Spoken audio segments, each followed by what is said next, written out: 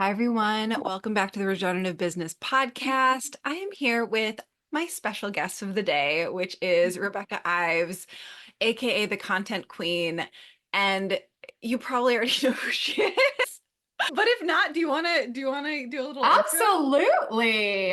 My name is Rebecca. I am a self-proclaimed marketing witch, and I love unblocking people's throat chakras, helping people make money online in a way that's really authentic to them and really self-expressed. And I had a client recently say, like, nobody's like you when it comes to helping people get paid for their unhinged brilliance. And I was like, yes, I love that. But I really believe that a lot of healers and coaches have somewhat taboo messages or are expressing something that at one point in their life wouldn't have been okay or socially acceptable. So for example, I'm from Washington, D.C. Both my parents were lawyers. Even the fact that I was a life coach, I set up a life coaching website and didn't tell anybody for a full year, like because I thought it was so cringe and it was so different than anything I had been told was okay or socially acceptable. And so a lot of my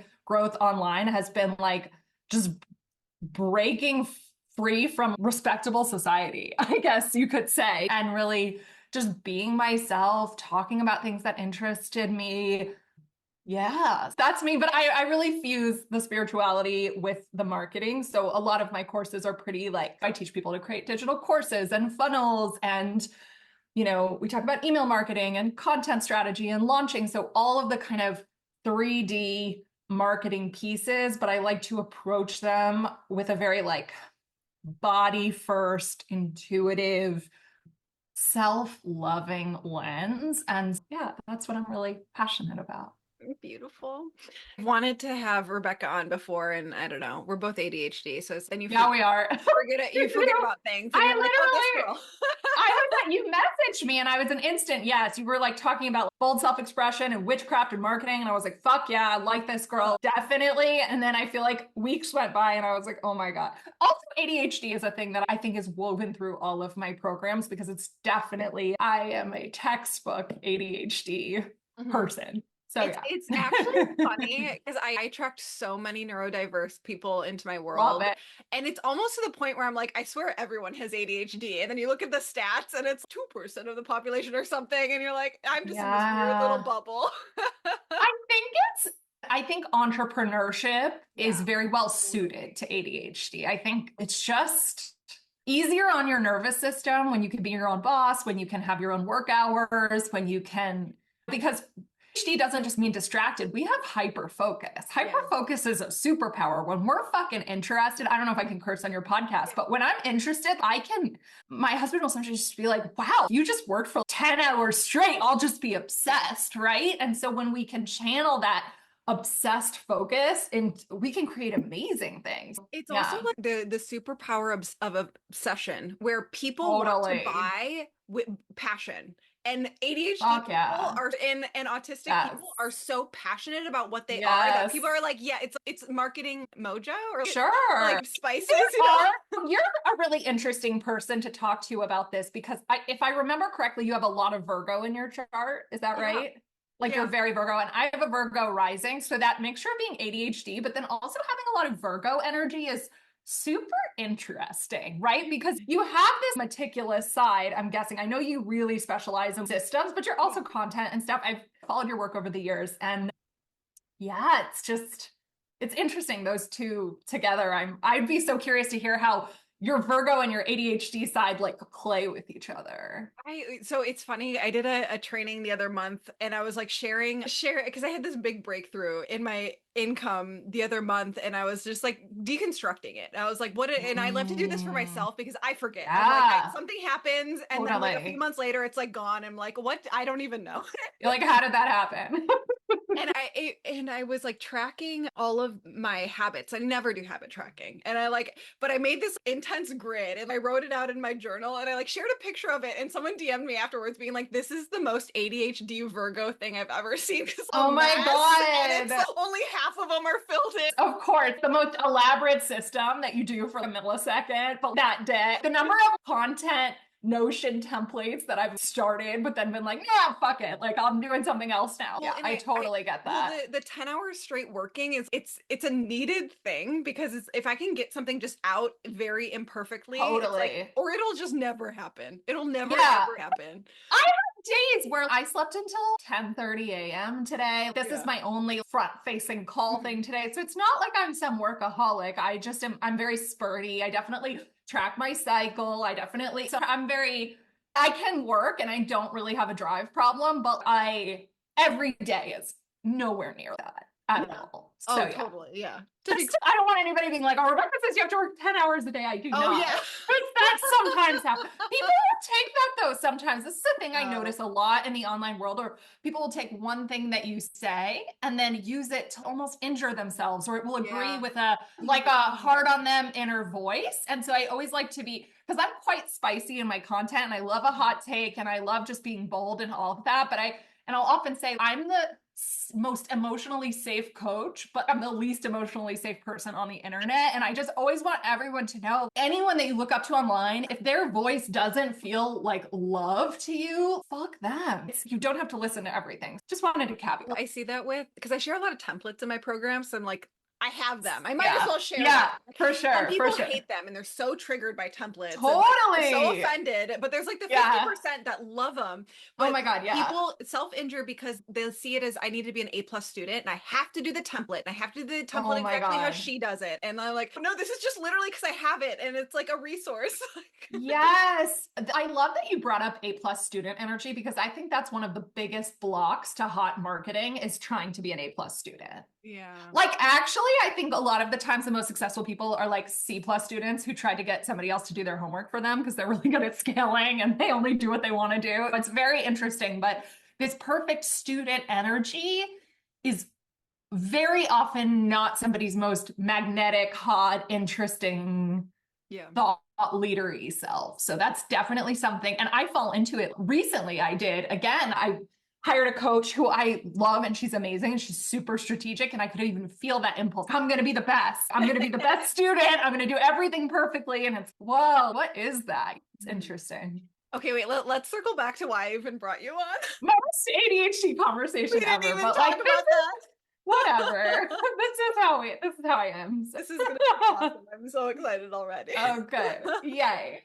So I was like going back to our DMs and I was like, okay, what did I like introduce? What did I pull you forward with? And my wording was talking about winning as the villain and thriving in business, even when people are shit talking about you on the internet. And this is like the theme of the podcast of the season, where I love this theme.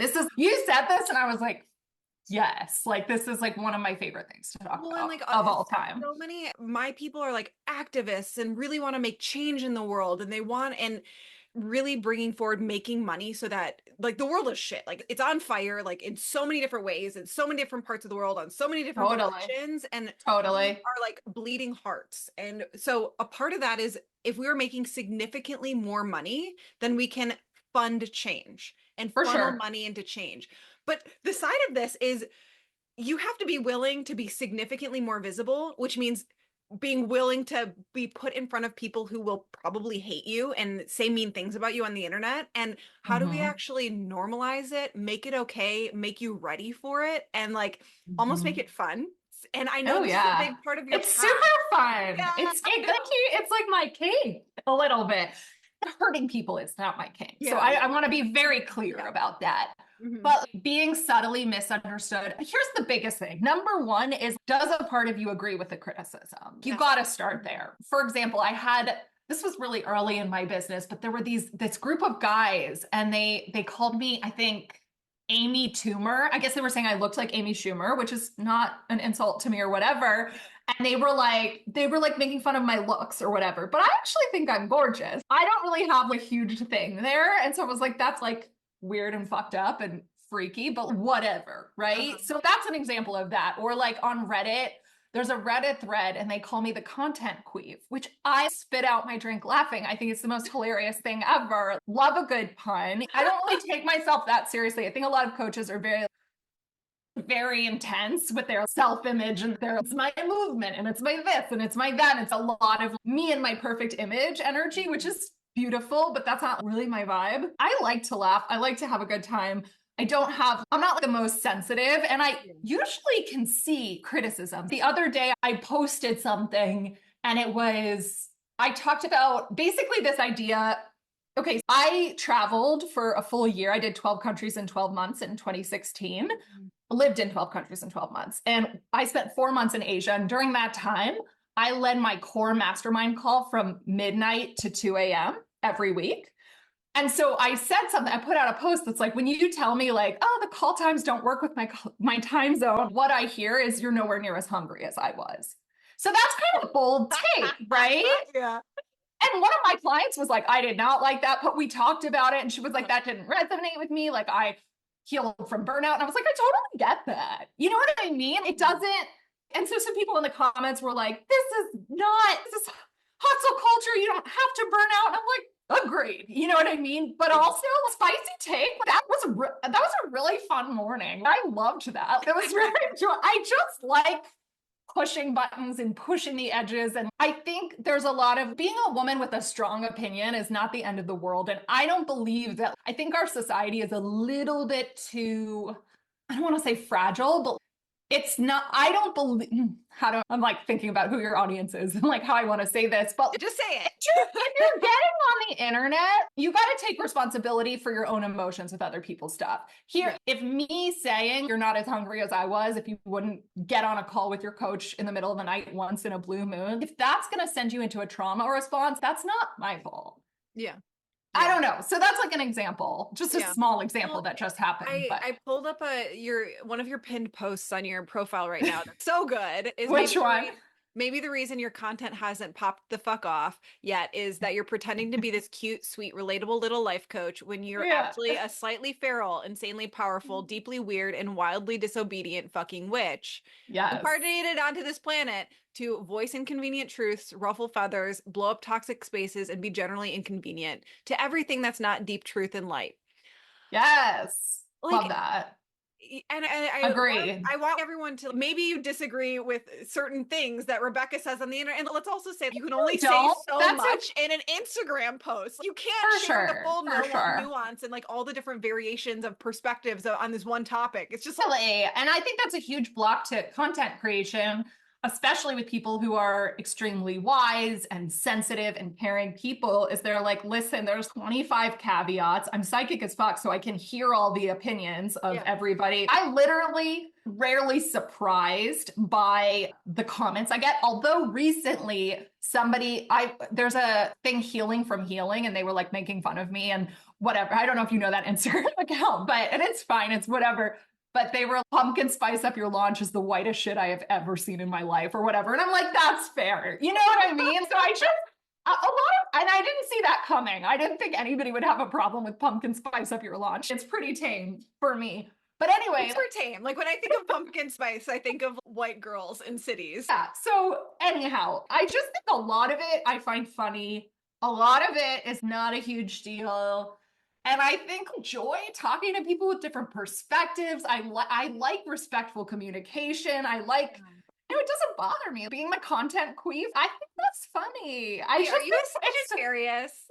No, I'm a Pisces sun, Leo moon, Virgo rising. Okay, because I'm like, this is almost Sagittarius energy. I have so many Sagittariuses in my life, and then whenever like problems come up, they're like, fuck them. Yeah, I think a lot of it comes from, I'm very different than my family of origin. Yeah. So when that happens, you get this rebellious energy, and then some random on the internet, it's, listen, if this is nothing, you know what I mean? I've experienced much more emotionally intense disapproval of myself by people whose opinion I care way more about. This pretty much rolls off. What do you have to say for someone who does feel a really sensitive response and has this like fear around that? Yeah. I would do inner child work. So I would be like, literally, let's imagine your worst case scenario. What's the worst thing that you can imagine someone saying to you? Say it out loud. You're evil. You're like the worst person that ever existed. You're dumb and don't know what you're talking about. That's a big one. A lot of people are afraid to be like corrected by someone with more education or more whatever. That's a big one. So I would say, let's play this out. The worst case scenario.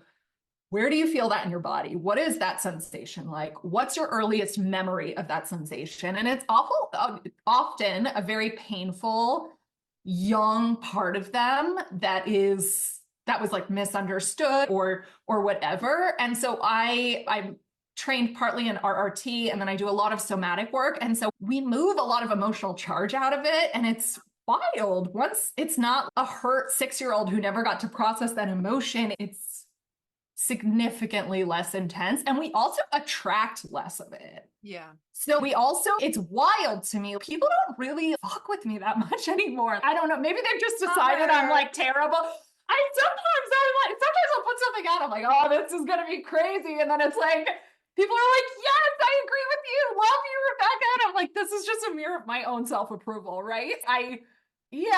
But I would say, when we're really afraid of something like that, usually it's a young part of us asking for love, in my experience. And then because adult you is resourced, right? And adult you is reasonable. And also, I operate under the assumption that the people in my online world are like freaking wonderful, and that they love me and they adore me and they're so grateful for me. And it's like a beautiful connection. They want to understand. And that one of the reasons they follow me, and I've heard this from a lot of clients, like they'll say, I don't agree with every single thing you say, but we share this value of bold authenticity, of being our full selves. And we want to live in a world where women don't have to tiptoe and be so timid and calculated. It's like such a constricted energy. And so we share the value of authentic self-expression. And so they're like, yeah, I didn't agree with that one post, but I fucking love you.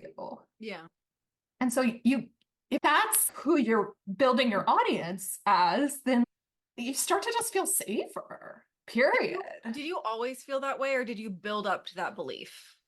Built up, for sure. Mm-hmm. The first time I ever got canceled, I was in this energy healing training, and I pitched my program in the group, which was a huge no. I didn't know. And I was like, I have this amazing program. You guys should all sign up. Here's the link. And then all the girls were like, that was so unsafe. She dishonored the space. And I was like, oh, yeah, that's probably true. Sorry, guys. And then there was like a whole thing. We had to have all these conversations about it. And so that was the first. That was way early in my business. But I just bumped into, I'm like, sometimes I think I'm like a bull in a china shop in the online world. And I'm just like, but it's whatever. I don't know. Does that make sense? Oh, totally. Totally. And for me, there's two different directions. Okay. There's something about the election right now that's really affirming, being like, it's actually safe to be wildly bold in what you're saying, because people are going to love you and hate you either way. There's people who are like so obsessed with Donald Trump, and it's 50% of the population. You look at the polls, 50% of the population, and then the other 50 is pro Kamala. And yeah, there's like, they want to die at the cross over these two people. And if there's ever been a like affirmation that it doesn't matter what you say, there will be people who love you. Yeah, for sure. Yeah.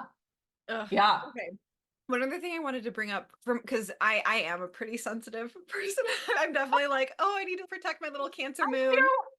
I'm a Pisces sun, so I am tender, but I just developed this. Yeah.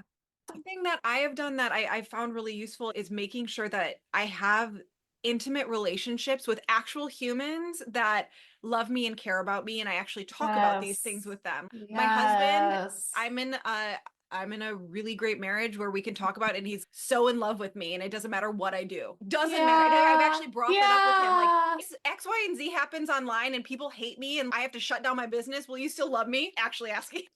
Oh my God, I'm obsessed with that. And I have to share one of the first things with my husband where I was like, fuck, I really love this man, is someone came at me and accused me of something. He didn't even talk to me about it. He didn't know. And he was like, she would never do that. Like, da-da-da-da. And he just had my back. I'm like, you don't even know if I did that. He's like, doesn't matter. I got you. You know what I mean? And having people, I'm like that too with my innermost circle. I'm like, I don't give a fuck what you did. I got your back. I don't, not like fierce loyalty of people who love you. I think that's Or such like a being in beautiful thing. spaces where other people are, they can actually know you, and you can be like, did I do something wrong? Like, did I do Right, something wrong? right, And they can be like, right. well, me, but let's talk about it. And also just this sort of almost it's like relaxed butthole about humanity. Every human is imperfect. Every human has darkness. Everybody, we're not perfect people. Look at the animal kingdom. I don't know. We're all just, yeah. There's this obsession with perfect morality that in the coaching and healing space is super amplified because we're helpers and we're healers Social and justice space too. oh God, yeah, for sure. For sure. Big exhale. Goodness, we're all just human beings. We have way more in common than we do not. And also, I'm cool if not everybody likes me. That's how I know I'm doing my job. I have amazing client relationships, like literally 11 out of 10, like delicious, like fuck, so much love in my spaces.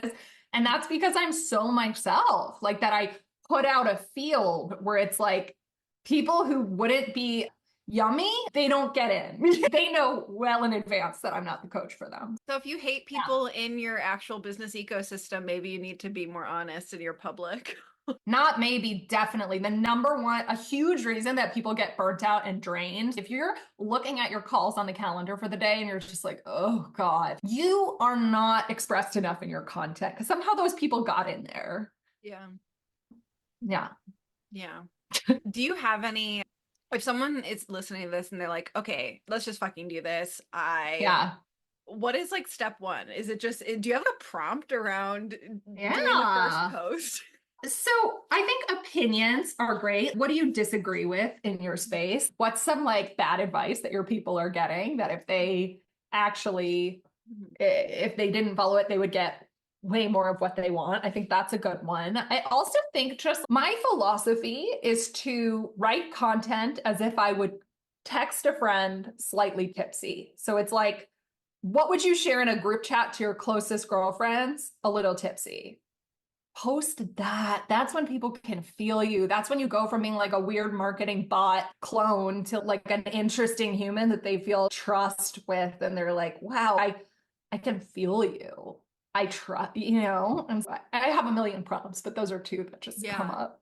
Those are so good. And I want to, there is something, because there's a lot of marketing advice on the internet, and just recognizing that if you want to charge certain prices or be a coach, like you showing up in the online space is going to be different than someone who's just like selling an ebook or selling like a course on doing Google ads or something. Like those people probably don't, like, it would totally serve their business if they did that, but they don't actually need to do that. But for people who are actually, they do. Look, AI is coming for all of our jobs. You need to be unique. Like, honestly, if you can, I think it's more important than ever. And I don't mean that in a dark doomsday way, but like, honestly, I just saw a funny reel the other day where someone was like, it came up on my For You page and she was like, yeah, money was tight, so I fired my therapist. And then I just started asking like therapy questions and it was way better than my therapist. And I don't think I'm ever going back. And I was like, oh shit, that's interesting. So I think having a personal brand that people connect to is truly more important than ever. No matter what you sell, people buy based on their values. They buy from people they like. They buy when they have that kindred spirit vibe. They buy when they want to, the world you're creating magnetizes them in. I really believe in the power of an authentic, bold personal brand. yeah, I'm just saying that because you'll see people being like, I just did this and then I had 50,000 sales, and oh, so do I just have to do that kind of thing? So go behind that. I have lots of thoughts on that, but I don't mean to go off track again. I mean, what are your thoughts on that? I think that a lot of things go into people's success stories, and that oftentimes this came through recently, that I heard it for myself. Your actions constantly take credit for work that your aura did. And I was like, whoa. Ooh, I want to hear more about this. You're so cute, Rebecca. You think it's your daily posting schedule and you think it's the craft of your content. You have soul contracts with certain people, and there's not much you could do to like get in the way of that. And just this idea, I think I'm just in a phase, how do I want to put this? I was very much of a hard work, 3D. I don't know. I really very identified with the 3D actions. And I'm having a renewed love affair with manifesting, which I feel like for a while, I was like, oh God, everybody's just, there was a part of me that had disdain for the manifestation conversation and felt like I saw a lot of people use it. I don't know. I had this idea that it was like a little bit lazy. And I had this idea, and since moving to Austin a year ago, I've had a spiritual awakening, and I'm just much, much more spiritual than I was before moving here. Mm-hmm. So I don't know if that answers your question. That's what we were talking about attributing certain results to what your aura was doing. Yeah, I think that I believe that we have this sort of creator field and that we have certain standards, and that is like this infrastructure around us that is magnetizing our experience. And yes, we will do things in the physical, but the reason we have the energy to do those things, the inspiration to do those things, the reason that they work has a lot more to do with our invisible auric sort of infrastructure than our human minds are comfortable accepting. Yeah. That's what I think. So I like so resonate with I don't want to talk about manifestation, or I don't want to talk about X, Y, and Z because I had so much, and I feel like I was like, oh God, like if somebody else tells me blah, blah, blah. But I recently, I would say for the last 4 or 5 months, I've had a really powerful morning routine where I do energetic clearing. I do tapping. I've always obviously done all these things, but I've taken it up a level, and I just noticed I'm so much happier. I feel more emotionally resilient. Things happen easier. So yeah, I believe in manifestation a lot, but I don't believe that you can grow a super successful business without marketing skills, work ethic, all of that stuff, which is what, when I first came into the online world, it was like, just decide. I remember I had this coach, and I was like, how do I do this? And she's, forget the how, just decide. And I was like, this is not helpful. I hate it. So I corrected in the other direction. There's different phases, right? If you're just getting started, you do actually need the hard and fast skills for copywriting. That's how you communicate. Yes. And so I just think like I've gotten to a place of some level of mastery with the tangible side of marketing, and the most exciting, interesting elements for me in this phase are just like continuing to activate my psychic gifts, my lost soul memories, my knowing, my just really swimming in a lot of the invisible realms and playing with that and becoming more masterful with that side of things is what's most exciting to me right now. So fun. There's definitely this hilarious frustration with just doing what you know works and it working. Yeah. Wait, say more. What do you mean? Oh, just you have all of these spiritual practices that just make you feel good and have 3D world results, and like when you do that consistently, they work, and you're just like, it's wild. It's like you feel. I think there's a level where you're like, oh, EFT tapping. Who's sick? That's so 5 years ago. It's fucking great. EFT tapping, do that shit every day. It's so good. Or energy healing, even the most basic aura visualization and chakra clearing. It's like, it's not rooting into the earth. I've been doing that for years. It's good shit. I think a lot of times we overlook the most simple things where it's somebody's doing this super complex thing, but their sleep schedule is completely out of whack. You know what I mean? And they're like operating, and it's, you got to go back to these, the basics are so important. I feel deeply upset that consistently exercising makes me feel good. Really? Every time I get back into it, I'm just like, oh, it works. It does work. Exercise, sleep, fresh air, good food, not screen time, social media boundaries, quality time with loved ones. These things really work, and they're really important at every level of business. They're never not important. What do you say to someone who like, I'm doing all the things and it's not working? You're not doing all the things. What do you find that they're usually not doing? This is the thing, not in a you're not doing enough, but like something's not, oftentimes it's something about what they're doing. Okay, so there's doing the things and then there's doing the things well. Yeah. I don't mean this as a dig. Please don't use this to injure yourself if you're hearing this, but posting every day does not mean you're going to get clients. Posting content that lands, to an audience of people who need what you have. There's a lot that goes into it. So I always say it's like part craft, part consciousness. So it's both. It's usually some combination of the two. It can be so many things. So I would get really curious. I would just start asking more questions. And oftentimes we like hit at things. Sometimes it's a skill gap. Like there's just a core skill that they just haven't practiced enough. Yeah. Sometimes it's and a lot of the time, probably the skill of copywriting.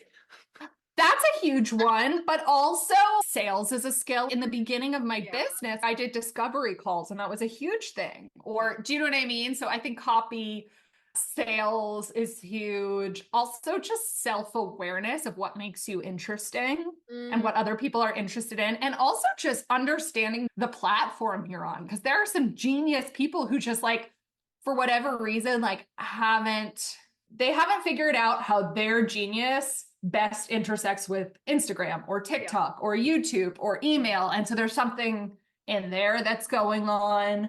A lot of people don't want clients, even though they say they want clients. They actually do not want clients at all. It sounds, for a lot of people, they're like, oh my God, all I want is 50K months, and then get underneath it. And that sounds like being overwhelmed at school with like tons of homework to do. And a large part of their psyche that they're not properly interacting with does not want that at all. And so that's like a huge getting, like, when all of you want something, you're moving with the current of the universe. It just, you know what I'm saying? And yeah, I find it's often a combination of skills, genuine desire. Capacity is another thing. A lot of people are burnt out. A lot of people are, there's desire and there's capacity. Yeah. And they have to come together. I feel like this is the year where I'm learning, and we're like towards the end of the year. So I'm like, it's like past this, I'm like over this lesson, but the effects of taking care of my physical body and like things outside of business, how vastly it affects my business.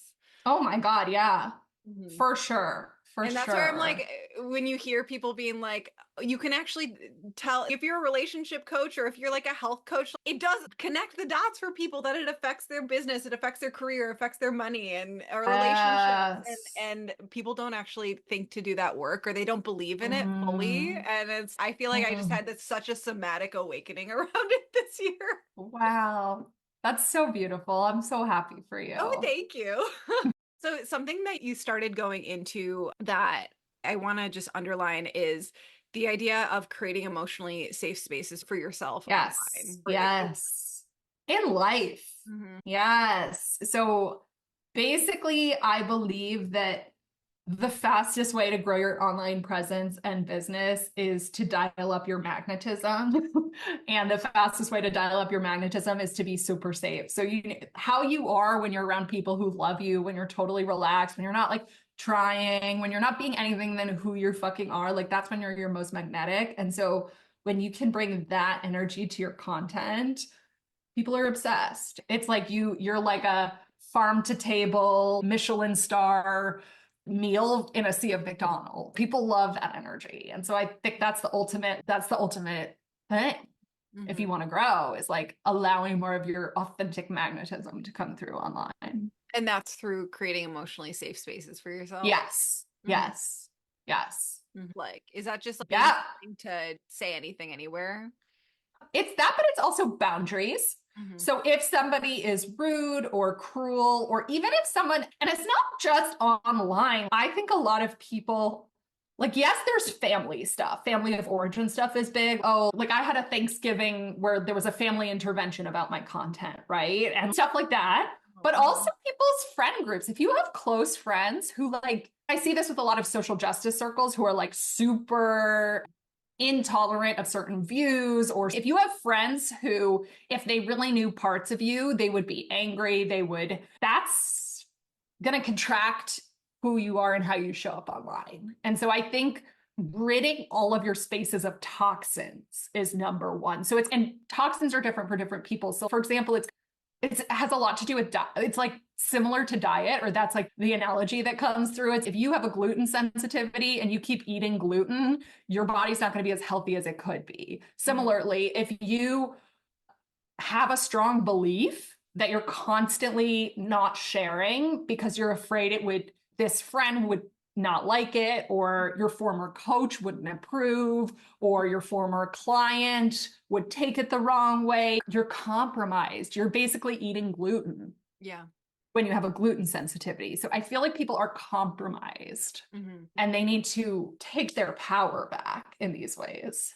So let's say they get themselves to say the belief online, and their coach or their close friend, they see it and they come at them either like passive aggressively or directly. What then? This is good news. This is a good thing. Like people are now showing themselves to you. You deserve to exist in a world where everybody is loving to you, who's in your inner circle. And so it's time to stop swallowing the poison. If you're holding it in, you're swallowing the poison to keep the peace, and you don't have to do that. There is love available that requires no swallowing of poison. So it is saying the things, not holding them back, and just dealing with the repercussions of it sounds like you're just do it and get them out of your life. But are there any, I don't know, buffers or like ways to manage that so that they're ready to face that you recommend? For sure. You could have a private conversation with someone and be like, listen, I don't know, I'm just pulling this out, but listen, I'm voting for Trump. And I wanted to tell you before I told the internet, and just see what happens. That's not me personally, but I'm just giving you an example, right? Hear that, everyone? But that's just one example. But there's also boundaries. For example, all of my family of origin are blocked online on my social medias, fully blocked. They could probably create a fake account or whatever, but we don't. Or I didn't get the vaccine, for example. And that was like a huge thing. And I was open about that. I just have boundaries. I am going to share what's true for me. Yeah. And I would rather lose friends than swallow the poison of not being fully self-expressed. And that's just a value of mine. Everybody has different values, right? Self-expression and being authentically seen and known is just something that's really important to me on a soul level. Like, it's just really important. And somebody else might not have that same value as high for them. And so maybe this isn't, well, my people, they actually do have that value, but they're too afraid to live it, and they're afraid of the consequences, and they're afraid they'll lose love. And the thing is, you might lose love, but you have no idea how much love is available to you for the real you. You know what I'm saying? And the real you give people a chance. There are also people who have super surprised me, who I thought would be like judgmental or wouldn't accept parts of me, who have been, respect the fuck out of you. I love you. Be you. You know what I mean? So you got to give people the chance to rise and love the real you. Oh, that's so good. And just to give a counterpoint with this is I once had a somatic therapist talk to me about like how there actually gets to be this like ground where there's people who are like your these are your closest inner circle. They get to know, like everything about you. Then there's like a step outside where like they get like, maybe it's your email list. They get to know this part of you. And like maybe one step out is like the public social media, internet, like they get to know. Okay, but can I just tell you though, for marketing, like if you actually want to have the best clients with the least amount of grinding and the most delightful people, please be your innermost self too. I'm actually the opposite. I'm the most me on the internet. But if I don't know, out to dinner with my husband's family, I might be a more toned down version. Yeah. You know what I'm saying? I assume those are not people in your inner circle. Love family. I have a wonderful, loving family, but I'm very different from them. Yeah. And you find little workarounds and stuff. But I found it really freeing to hear that, even though, and then I have very real experiences of sharing things I was afraid to share and having super negative and ultimately positive results. Yeah, you'll live. This is the thing. I think we overestimate how painful the negatives will be, but honestly, I don't know. We're all going to end up in the ground. You know what I'm saying? We're going to die. Like, why not just be yourself? Life's too short. Yeah. Yeah. And it makes it'll make you pop the fuck off. With less work. Queen. With less effort. There's a grindy way to pop off, and there's a less grindy way. And the less grindy way to pop off is to be so authentic that your people are like, people always say to me, they're like, you're such a breath of fresh air. If you want people to feel that with your brand, and the more authentic, the better. Yeah. Oh, so good. Yeah. Thank you so much for coming on, Rebecca. Thank you for having me. This was so fun. So fun. So good. Where can people find you online? What are you currently offering? Where can they find whatever? If they're finding this later, where do they look? Yeah. What's current? Yeah. So everything is centered on Instagram at the_content_queen. And that's where you can find all of my stuff. Right now, when we're recording this, it's about to be Halloween. So I have a bundle coming out next week called the Marketing Witch Halloween Bundle. That's just like a bunch of witchy marketing training. So that'll be fun. And yeah, I have lots of offerings, but basically come hang out at the Content Queen. I'm there a lot. And yeah, that's where you can find me. Get your dose of motivated self-expression to Fuck yeah. bring it into your aura. Yes, absolutely. I think that what's so fun about social media is for the people who, like you, who are just so consistently putting a certain frequency out that when you really wash yourself in it, it can help you. It can be the permission slip, but it can also help you feel safe to do it yourself. Yes. Such a permission. Marketing can feel good. I really believe that. If it doesn't feel good, there is a reality in which it's genuinely so fun. And that's what I want for people. Because when marketing is fun, you do make more money. Yeah. I usually ask, do you have any final messages for people? Was that the message? Do you have a different? Yeah. What's my final message? My final message is, I don't know, what wants to come through is that your business journey is happening alongside your spiritual awakening journey. And everything gets better when you are more loving to yourself. There's no strategy that supersedes self-love. Moving through your online growth journey from a place of self-kindness, self-honoring, self-love will never guide you astray. Make your North Star love and good things will happen. So good. I'm just a mushy Pisces, basically. I love it.